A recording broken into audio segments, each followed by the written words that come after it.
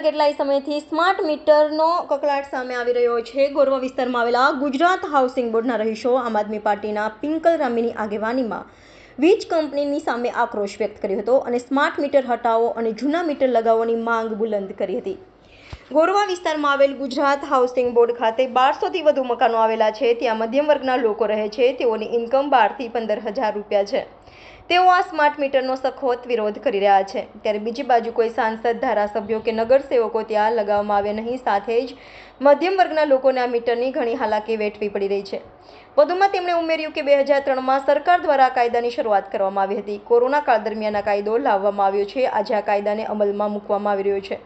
Smart meter સરખું છે તે વાત સ્વીકારી ન શકાય। આ બાદમાં ઇલેક્ટ્રિસિટી સેક્ટરને ખાનગીકરણ તરફ લઈ જવામાં આવશે। બાદમાં ડાયનામિક ચાર્જીસ શરૂ થશે। તેમાં દિવસ દરમિયાન ઓછો ચાર્જ લાગશે અને રાત્રિ સમયે વધુ ચાર્જ વધારે ગણાશે। ઉદ્યોગમાં ચાર્જ વધારે છે તેમાં સમાનતા લાવવાનો આ પ્રયાસ છે। તેના વિરુદ્ધમાં આજે ગોરવા વિસ્તારમાં આવેલ ગુજરાત હાઉસિંગ બોર્ડ ખાતે ભેગા થઈને સ્માર્ટ મીટરનો સખત વિરોધ પ્રદર્શન કરીને સ્માર્ટ મીટરના બદલે જૂના મીટરો લગાવવાની માંગ કરી હતી। જો જૂના મીટરો નહીં લગાવે તો ગાંધી ચિંધ્યા માર્ગે આંદોલન કરવામાં આવશે। અમારે છે ને નવું મીટર નથી જોતું, જૂનું મીટર જોઈએ છે। અમારાથી બિલ ભરાતા નથી। કાયમ બિલ અમે કેવી રીતના ભરીએ કે મજૂરી માણસ અહીંયા ભાડા ભરીએ કે ખાવાનું કરીએ કે રોજના બિલ ભરીએ। અમારે 2 મહિને આવતું ને અમને પોસાતું, આ નથી પોસાતું અમને। અમારા છોકરા ભૂખે મારવા અમારે કે કયો તો અમે શું કરીએ, આપઘાત કરીને મરી જઈએ બધા। મહિને મહિને બિલ આવતું એટલે આ 2 મહિનાનું બિલ બતાવે, એ મહિનાનું બતાવે। હવે અમારે કેવી રીતના નભાવું કરવો? તમે બોલો બધી પબ્લિક, તમે સમજુ માણસ, હવે ગરીબ માણસ માથે આવું કરો છો? આવું ન કરાય। આ ગરીબનું ધ્યાન રાખો તમે, બધાની સભ્યતા રાખીને કરો કે આવું પૈસાવાળા હોય ને એ બધા ભરી શકે, પણ ગરીબ માણસ એટલું માણસ હાવ મરી ગયું છે। આ મજૂરી માણસ ઘરનું માણસ નથી તોય છતાં આ બિલ ભરવું પડે છે।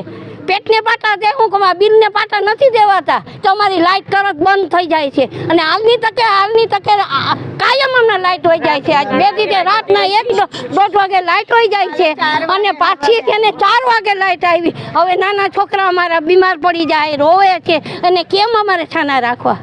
આ એક તો ગરમી ને એક લાઇટ નથી દેતા, આ બિલ ભરતા છતાંય લાઇટ નથી દેતા। આપણું નામ મંજુલાબેન સુંદરજીભાઈ। તમે જુઓ કે છેલ્લા 15-20 દિવસથી જે દિવસથી આ સ્માર્ટ મીટર લગાવવાની શરૂઆત થઈ છે, તો આ સ્માર્ટ મીટર કઈ જગ્યા પર લગાવવામાં આવે છે કે જ્યાં ગરીબ હોય, મધ્યમ હોય એવા જ આવાસ યોજનાઓ છે। ગુજરાત હાઉસિંગ બોર્ડના તમામ નગરોમાં આ જે રીતે અત્યારે સ્માર્ટ મીટરો લગાવવામાં આવ્યા છે, ત્યારે મારે કહેવું છે કે સૌથી પહેલાં સ્માર્ટ મીટર લગાવવું હોય તો સાંસદના ઘરે લગાવો, સૌથી પહેલાં મીટર લગાવવું હોય તો ધારાસભ્યોના ઘરે લગાવો, સૌથી વધારે પહેલું મીટર લગાવવું હોય તો કોર્પોરેટરોના ઘરે લગાવો, પરંતુ એમના ઘરે ડિજિટલ મીટર અને અહીંયા ગરીબ હોય, મધ્યમ વર્ગ, એમના ઘરે સ્માર્ટ મીટર। આજે તમે જુઓ કે આ મધ્યમ વર્ગનો વિસ્તાર છે, અહીંયા 1200થી પણ વધારે હાઉસિંગ બોર્ડના મકાનો આવેલા છે।